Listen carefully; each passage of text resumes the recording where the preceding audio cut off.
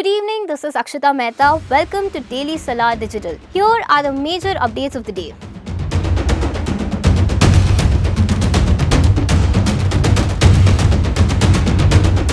According to the European Mediterranean Seismological Center, an earthquake with a magnitude of 6.1 struck the Izu Island in Japan on October 6. The depth of the earthquake was 10 km. Japan is one of the most earthquake-prone countries in the world. There have been no reported casualties as of yet. On October 6, Narges Mohammadi, a jailed Iranian women's rights advocate, won the 2023 Nobel Peace Prize. Mohammadi is a prominent human rights activist in Iran who has advocated for women's rights and the abolition of the death penalty. She is presently imprisoned in Tehran's Evin prison for a number of offences. She is the second Iranian woman to receive the Nobel Peace Prize, the first being Shireen Ebadi, a human rights activist who received it in 2003. Now coming to national news, India's Lok Sabha Speaker Om Birla announced that during the upcoming G20 Parliamentary Speakers Summit, all issues will be raised with the Canadian Speaker of the Senate. The summit, taking place from October 12 to 14 in New Delhi, will see the participation of presiding officers from 25 countries, including 10 deputy speakers from G20 member nations and invited countries. Prime Minister Narendra Modi will inaugurate the summit on October 13th. And now coming to the caste census, while considering a number of petitions challenging the constitutionality of the caste-based survey carried out by the Bihar government, the Supreme Court declined to issue any order of stay from acting on the survey's data.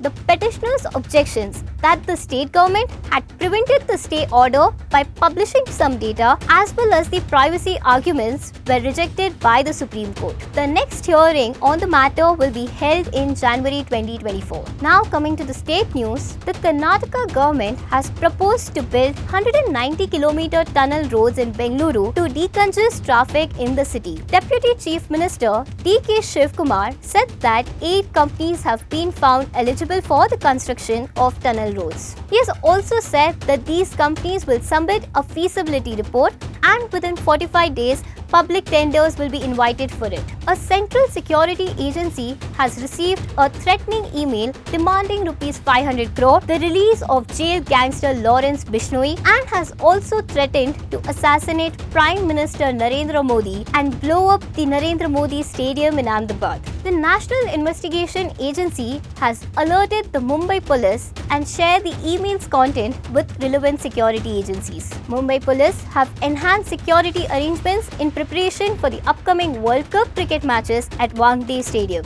Additionally, an investigation is currently underway to trace the origin of the threatening email. In UP, in a shocking incident, 2 minor students shot their teacher in Agra over a dispute with the teacher's brother. The students fled the scene but recorded a video threatening to harm the teacher more. The injured teacher is receiving treatment in a hospital. The incident has raised concerns and the police are actively investigating the case. In business, Shaktikanta Das, Governor of the Reserve Bank of India, released the bi-monthly monetary policy for the fiscal year 2023-24. The RBI has decided to retain the repo rate at 6.5%. This is the 4th time the RBI has kept the repo rate unchanged. This announcement came after the RBI's 6-member Monetary Policy Committee met from October 4 to 6. Now some Asian Game updates. Indian women's Regu Sepak Takraw team created history by winning the first ever bronze medal for the same at the Asian Games, though they lost to Thailand. The Indian men's hockey team won a gold medal. In archery, India's men's and women's team won silver and bronze respectively. HS Pranoy settled for bronze in badminton after losing in the men's singles semi-finals. Meanwhile, the Indian men's cricket team secured a place in the finals after defeating Bangladesh by 9 wickets. India's medal tally is 95 with 22 gold medals.